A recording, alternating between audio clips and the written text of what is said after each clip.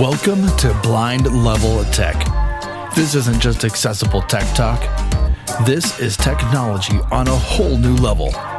We're showing you just how possible it is to live the life you want.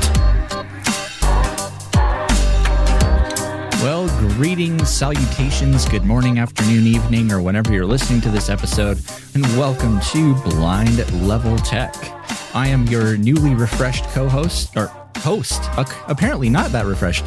I'm your newly refreshed host, Evan Starnes, joined by my very busy co-host, Kelvin Crosby. How is everything going, man? I'm doing good, man. It was one of those, I feel like you're being dissolved like salt. You know, you're dissolving away, coming back, you know. Hey, maybe we'll just melt all the ice in your location. Ice, huh? You say ice. I say ice. Let me tell you, at the time of this recording, I spent a week, me and my friends, as of probably a couple weeks ago now, as of this time of this recording, a friend and I went to Santa Barbara, California. Went to Arizona first, though, and it was like in the 60s and 70s. And I got back yesterday, like I said, time of this recording. It was still like 68, and I was running my air conditioner in February and like having a glass of wine on my patio, and it's gorgeous today. It's like almost 60 something. So I don't know about that ice though. I have the feeling though, the fact that I said that, Mother Nature's going to come dump a big load of nasty snow on us. Well, one thing that's exciting right now is we're in the midst of baseball season. Yeah. And I tell you, baseball is one of those things I enjoy playing or listening to. And I'm a big Padres fan. And I kind of have to be a Rockies fan because I have some people in my life that have helped me out a lot. And they're big Rockies fans. So I have to be careful with that. But I can't brag too much about my Padres. But I can't brag at all about the Rockies. I haven't watched them for a while because I've just been wow. The Nuggets, though, that's basketball. I like basketball too.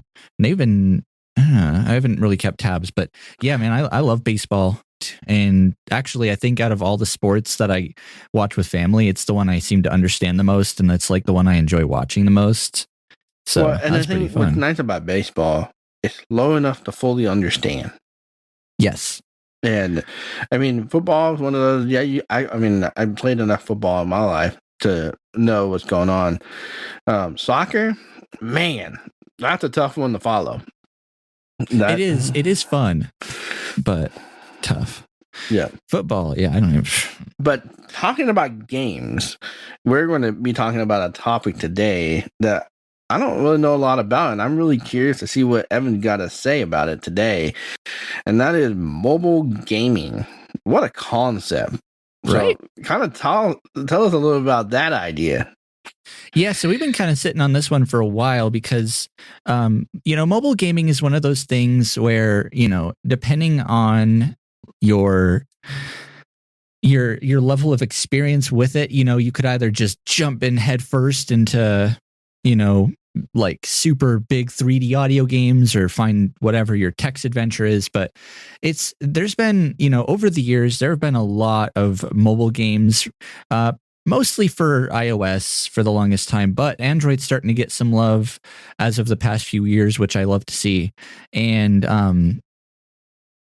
what I'm here to do today is, try to see Kelvin if I can potentially, if you have the time, get you into mobile games and kind of just share my thoughts on at least the games that I myself have played.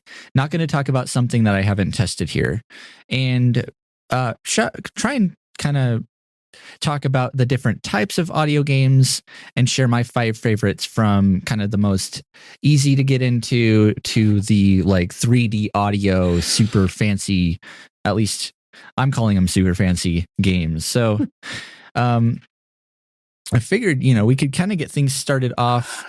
I also should say the games that I picked, some of them do have little microtransactions, but I wanted all these games to, be able to be enjoyed for free as well, because, I mean, I don't. It's I get buying like upgrades and stuff, but in the end, there's a lot of fun you can have without paying a pretty penny. Well, let me throw a curveball at you. Yeah. So when you develop to host that game, that takes money. It does. So you can either do ads, which I feel like blind people, we hate ads.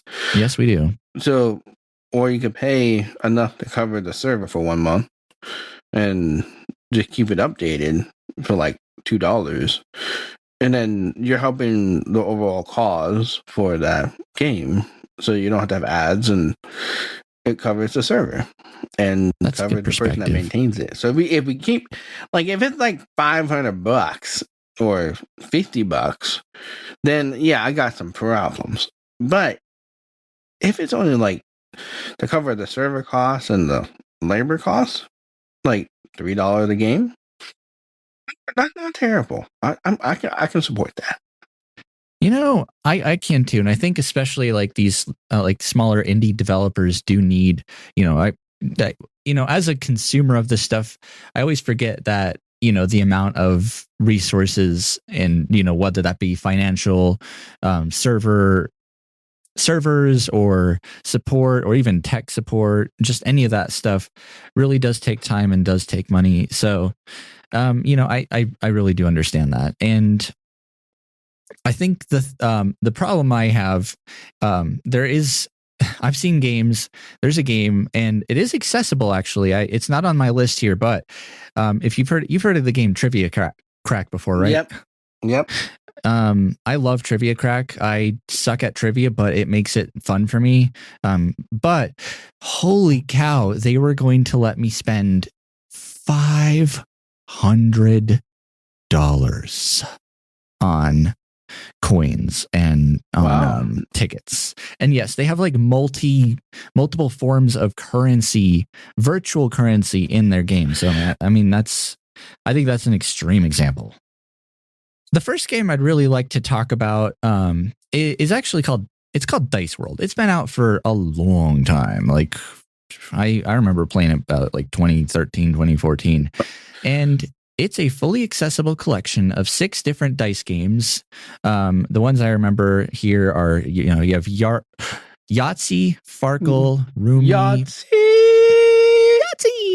Pig, and I don't know if there's a roulette.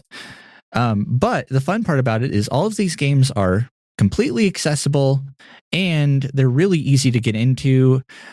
They have an online element to them. So there's a lot of other gamers out there that play Dice World. So, if you want to do the whole online thing and play with your friends, you can do that. There's also you can play with bots, and kind of the fun part about these bots is that they have voices. So you can play with like, I don't know if there's like a Morgan Freeman one or not, but there are some celebrity ones. There are some politicians too. So you can play with them, and the voiceovers are pretty funny. So I don't even want to spoil it. I just strongly encourage you to check it out. Dice World is free, and I think I haven't played it in a very long time. So I believe there are some like upgrades that you can pay for, but you really can get a good experience, just by downloading it. So that's a pretty fun one. So, Kelvin, do you like dice games? Honestly, I've never played dice game besides Yahtzee. Right. And then when you say pigs, I'm like Pig, yeah. So how do you play that game? I think you have to roll like a certain combination, and you don't want to somehow roll, I think 3 of the same kind or something, because it's PIG. I honestly, like I said, I haven't touched it in a while, but that one, it's kind of it's a luck, well, like any dice game, a very much luck based game. But it'd be interesting if you. I think this is where, like, playing like this type of game, the nice thing is audio output devices, and you hit the button, and then it makes sense how it's accessible. And you don't need headphones. It's not using 3D audio or any of that stuff. It's a fun game to play. Too, if you're just sitting idle doing nothing. And actually, speaking of idle games, couple here that I like to play. One of them actually is kind of new. Actually, it came out. I started playing it a few weeks ago, actually, called War Shovel. And War Shovel it's an idle RPG. And so what that is you build up your character, you build like a virtual town, and you battle with other enemies. Now the battles, it's not like something where you have to like pay attention and defend yourself. It's kind of like the battles take place,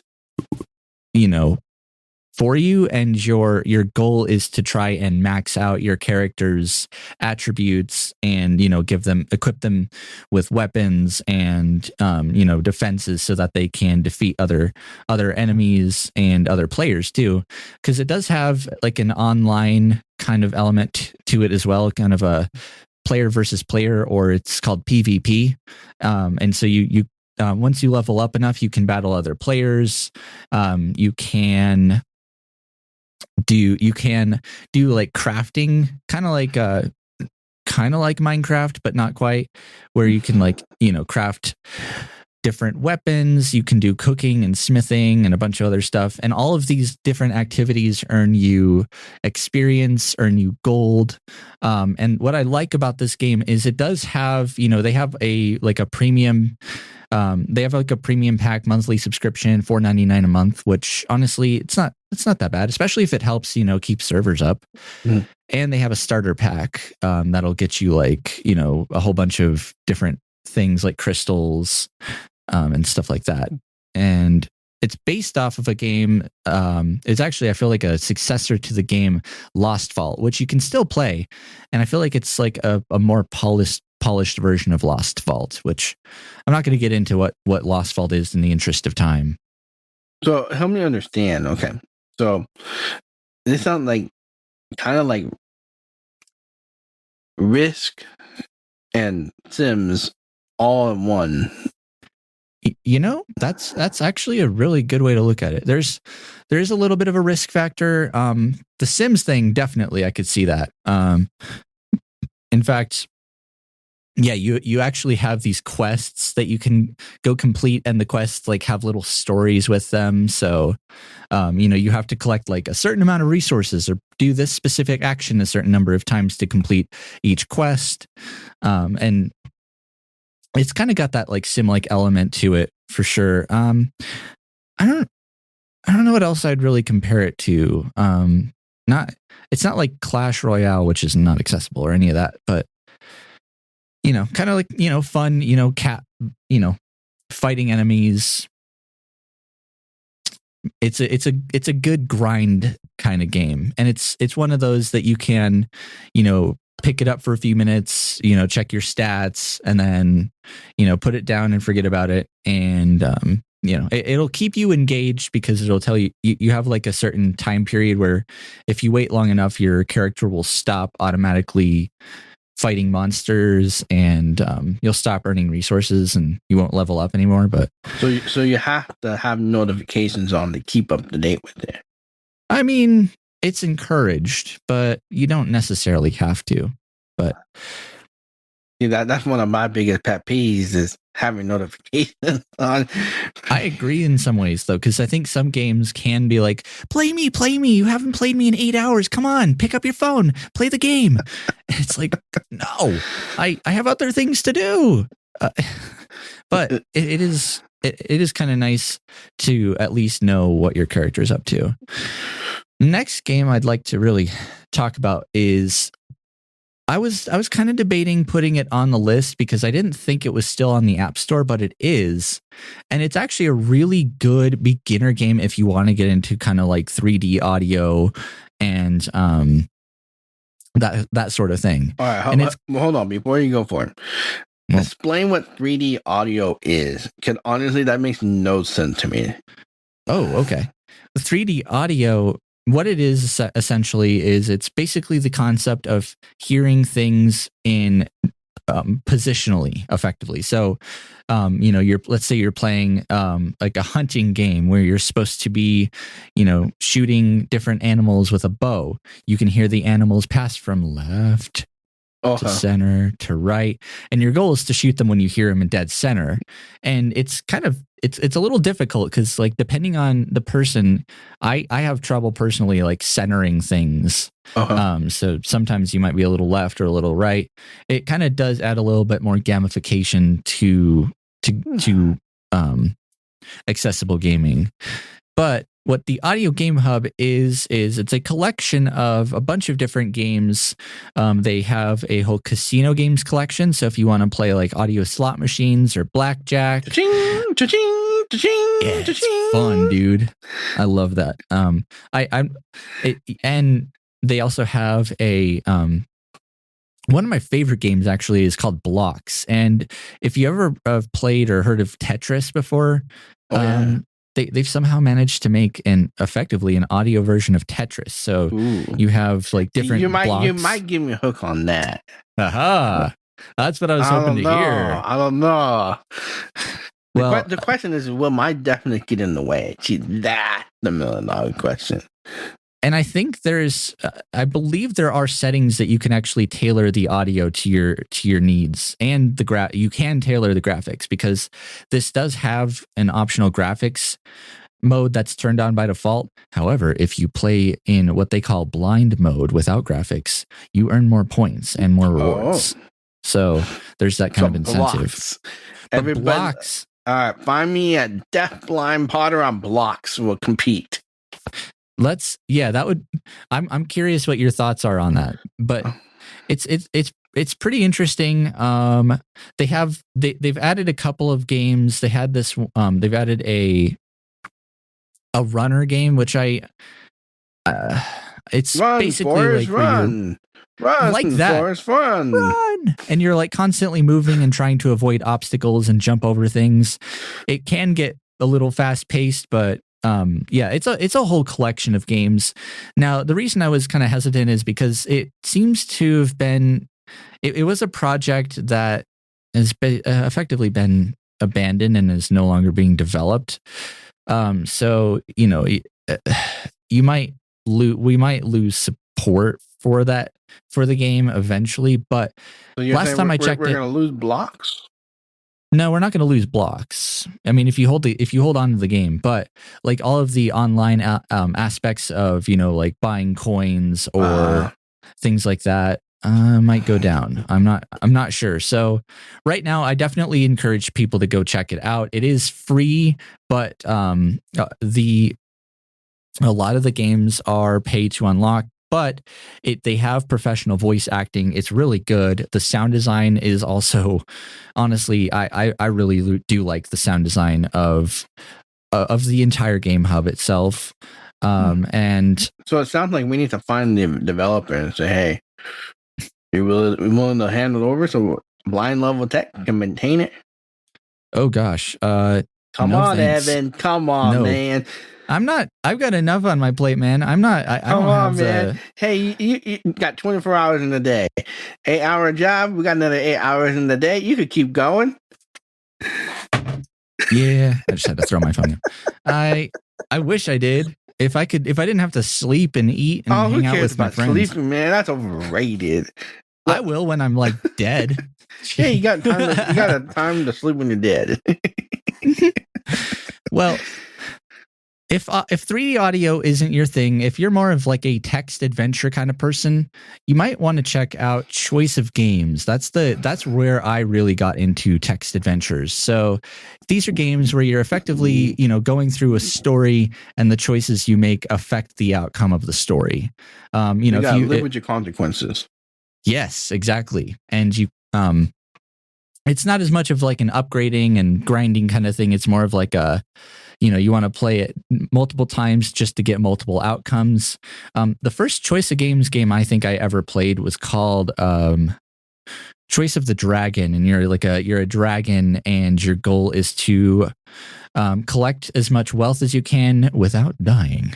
Sounds fun. So do you have anger management issues in there, and then you start spitting out fire out of your mouth? Actually, yes, you do. And you have the choice whether you want to be an angry dragon or not, which is kind of cool. That's interesting. So if you want to take out your aggression, yes, exactly.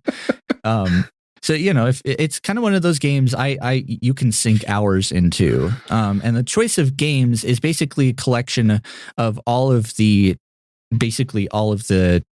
choice of the dragon, as I mentioned. There was like choice of broadsides, choice of romance, a lot more. Romance. But it's basically a whole collection of text adventures. And if that's your thing, then I'd highly recommend it. They're fully accessible, and if you enjoy reading and stories with a gamification element, then you'll definitely like Choice of Games. Last up here, well, and certainly not say least. Something? Yes, of course. Oh, Romeo, however you be, would you come to me? You gotta go around the wall to find me. But is that how that game works? No. No, okay. I'm trying. It's okay, dude. I mean, there might that actually. Now that you bring it up, though, a Romeo and Juliet a text adventure based off of Romeo and Juliet would be pretty cool. So, if any game devs are listening, hey, if you need investment, reach out to me. We might be able to work something out. Indeed.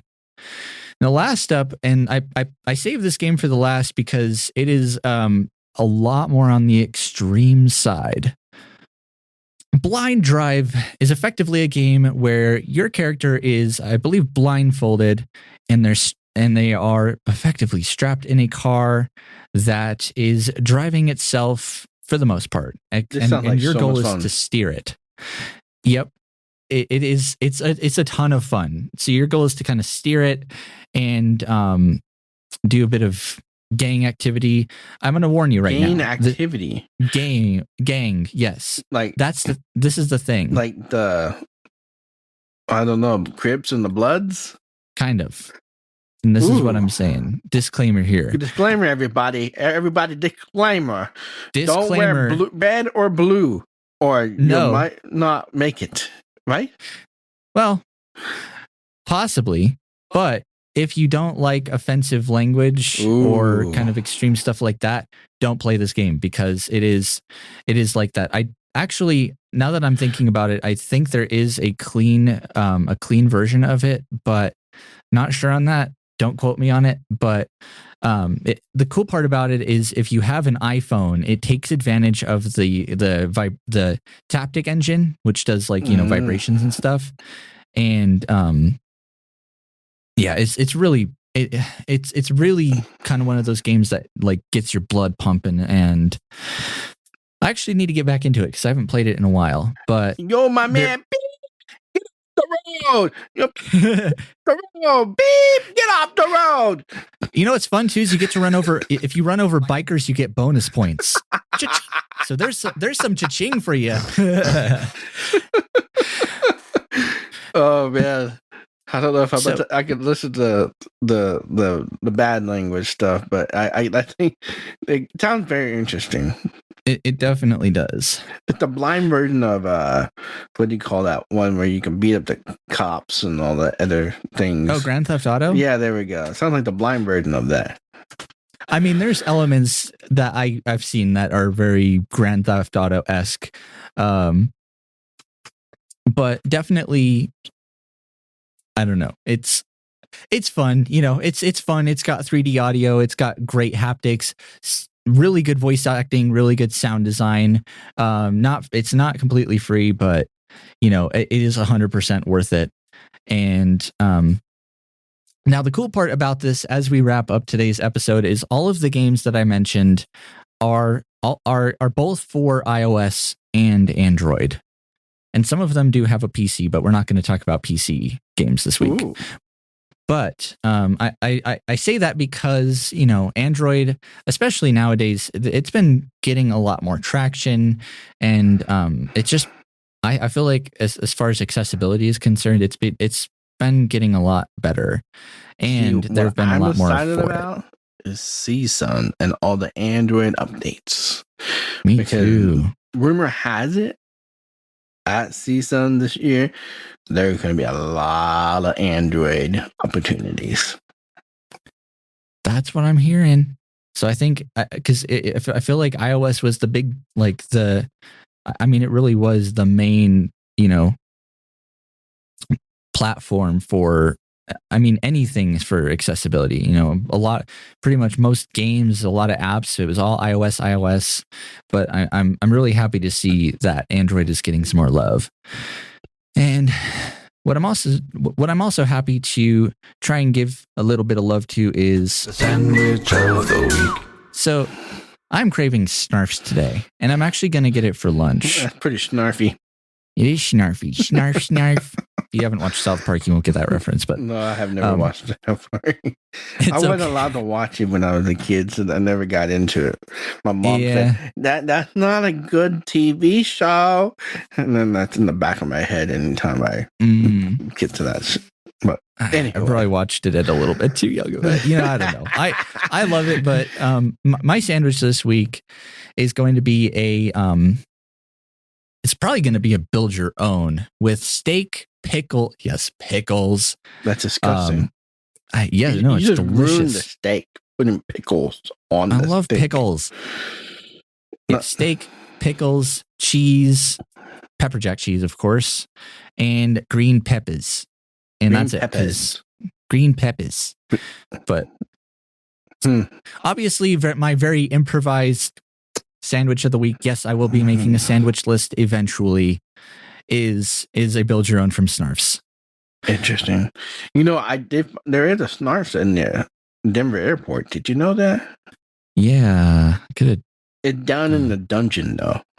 You have to go deep down into the dungeon in Terminal A. The depths of DIA. And yeah, it is deep. You're wondering if you're going down to the very bottom of the airport, the secret part of the airport, where the whole like underground thing that they have, like the whole CIA, FBI training camps, and who knows. But anyway, getting back on my sandwich of the week. Oh, rumor has it, Chick-fil-A just came out with the grilled spicy sandwich. And so I'm going to go try that out. So go to Chick-fil-A and check it out. They just announced it. It's going to be out for 3 months.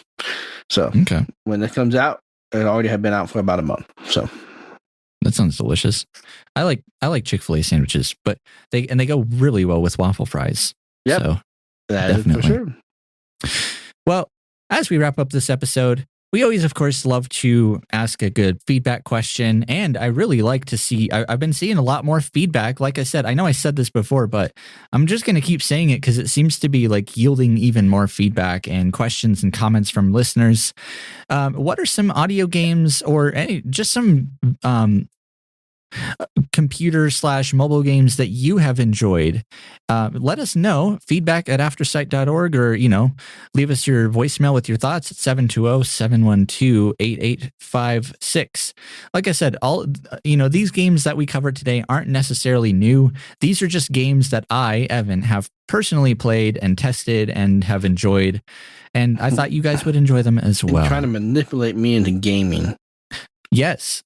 So the final question, Kelvin, what are your thoughts? Are you going to get into audio games? Oh, I think I might go download Blocks and then not driving one, but the clean version. I want to find the clean version.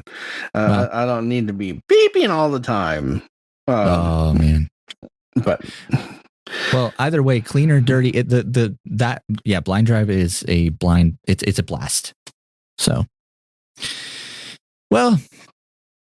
We hope that we have inspired, especially if you haven't played audio games or just mobile games before, and even if you kind of new to using your phone as a blind or low vision person. These are actually good ways. These games are good ways to kind of become more familiar with your device, and whether you're using magnification, talkback, voiceover, whatever it might be, it'll help you just become more efficient and familiar with your devices too. So that's kind of another little side benefit of these games. So, like I said, send us your feedback, and we're gonna do a follow-up, and I'm gonna try and see if I can get at least one or more of actually my friends on to talk about games on the computer, because that is oh my gosh, that is a whole nother realm we could spend like hours talking about. So we're gonna have to figure out how to condense them down into a 30 to 45 minute episode. So with that being said, this has been another episode of Blind Level Tech. I've been your host, Devin Starnes, joined, of course, by my co-host, Kelvin Crosby. Go live beyond your challenges and plug in your device. And play some games, and we'll catch you all next week.